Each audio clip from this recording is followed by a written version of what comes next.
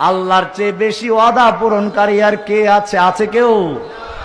সন্দেহ পড়ে গেছিল যে হয়তো আল্লাহ দেয় কিনা, ওয়াদা পূরণ করেন কিনা।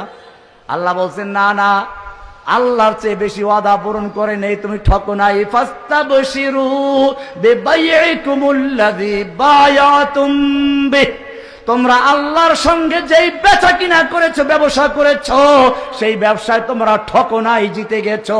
ওয়াযালিকা হুয়াল ফাউজুল আযীম, এটাই হচ্ছে মহান সফলতা। দুনিয়ায় দালালি করে বড় বড় বিল্ডিং করলা, কোনো সফলতা আছে?